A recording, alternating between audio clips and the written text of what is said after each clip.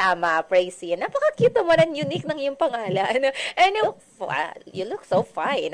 Oh, napakaganda ni Praise. How old are you, Praise? I'm 14 years old po. Oh, you're 14. So, you're in high school. Tama ba? Yes po. Ah, yes. Yes So, po. kumusta naman ang school? Wala ka bang pasok today? Nako, meron.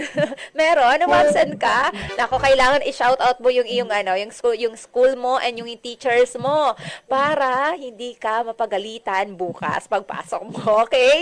Huwag mong kakalimutan na mamaya i-shout out mo yung teachers mo at yung school mo. O, para at least kahit papaano sabihin mo na, ma'am, shout out ko naman po kayo, narinig po kayo sa buong sa buong mundo.